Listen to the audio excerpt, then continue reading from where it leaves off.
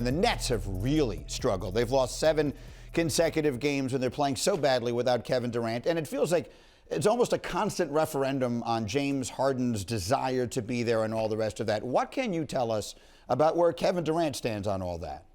Greeny, here's where Durant is on James Harden. I'm told, listen, he believed that they could win multiple titles with Kyrie Irving and James Harden. That's why Kevin Durant pushed so hard to get Brooklyn to make that deal with Houston last year.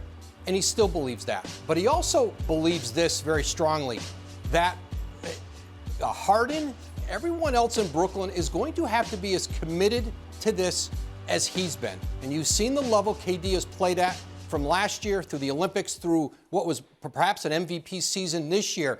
And James Harden has told Durant, he has told Nets management that he wants to be there. And they are taking his word for that.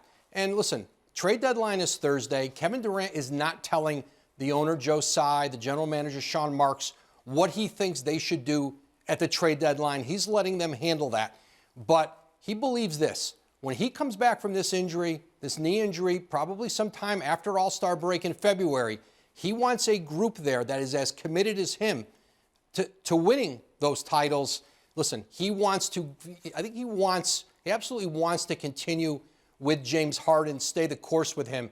And listen, I think there's still a real good chance that's the case when we get past Thursday in the NBA with that 3 p.m. trade deadline. Yeah, that'll be interesting to see, Woj. Thank you, because I mean the struggles have been unbelievable with the 7 straight losses, and no team, you may know, has ever won the championship in a season in which they've lost 7 straight games. Just 2 weeks ago, this team was at the top of the East. Now they're in 6th as they wait for the return of a healthy Kevin Durant, who, as mentioned, has been out with that sprained MCL. So with the trade deadline right here upon us, basically, Stephen A., as we take a little look at snapshot at this team whose temperature we've been taking all season long, what is at stake for the Brooklyn Nets right now? Well, listen, as far as I'm concerned, number one, you're going to lose Harden. I don't think there's any question about that. You don't win the championship, you're going to lose Harden. That's number one. Number two, we don't know what's going to happen with the Kyrie situation because we don't know how frustrated people are going to be. Kyrie Irving is absolutely spectacular. He's box office, but in the same breath, hey, what are you going to do if he can't play consistently? Because we don't know where the mandate's going to go, anything like that. Kevin Durant's got some decisions to make. And I've said this before, and I'll say it again. I want to be very, very careful about what I'm saying.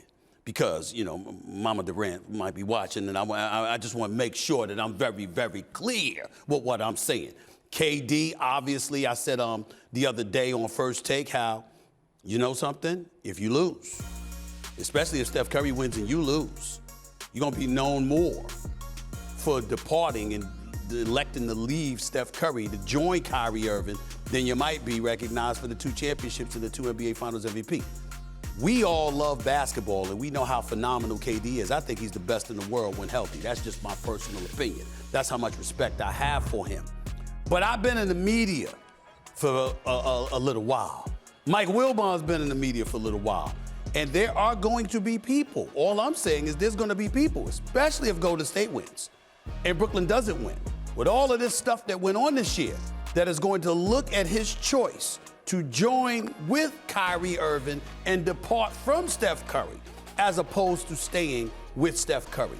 That's all I'm saying. I ain't saying it's fair. I'm not saying it's right. When KD tweeted and said it was egregious for me to say that on NBA Today with Malika and Shanae is when I said it. I'm saying I tweeted back. You're absolutely right. It is egregious. It's unfair. It ain't right. You deserve better.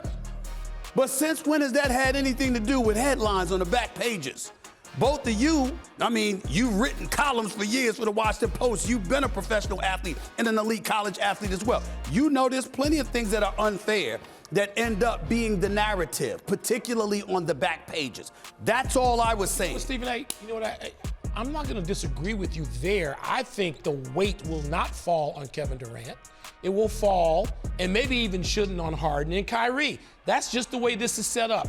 We know how Kevin Durant played last year, coming off an injury and being that far from going the next round and having a chance to win a championship. I don't think that's going to fall on KD. And given the way he played before he got the knee injury this year, I think that further in line for that sort of criticism will be Harden and Kyrie. It's got to fall on someone, because if this team continues like this, considering the people that are involved and the stakes that are involved, this will be one of the great disappointments, Jalen, that we've seen in the NBA in a very long time. Well, when you put this team together, that's the only reason you do it. Like KD, and I'm glad he used one of your words, egregious. Yes. Like, I would have had to look that up. But with that being said, here's the thing. Right. KD already cemented 4-time scoring champ. The only people that have more, MJ and Wilt. And when he did it in Golden State, he didn't, quote unquote, join the bandwagon because he was the finals MVP back-to-back years. And so last year with the Nets, Game 5, when he had a high 40 triple-double, Game 7, high 40. Like, he almost shot him there last year with Harden hurt and Kyrie injured. So this ain't going to be on him. Yeah, but it's going to be on Kyrie not getting vaccinated, and it's going to be on James. I just think that's why he might end up leaving. I just think y'all reading it wrong. I'm not saying it the way y'all are interpreting it. I'm not saying they're going to say, man, what the hell, man, you left Steph to go join Kyrie. They're going to be like this. You left Steph for that? For all of that nonsense that Wilbon pointed to. There's a different tenor that comes with it that parades over the back. And sometimes all of it goes, rightly or wrongly, to the best player. And he's the best player. He's going to have to carry some of it almost no matter what happens. Thank you for watching ESPN on YouTube. For live streaming sports and premium content, subscribe to ESPN+.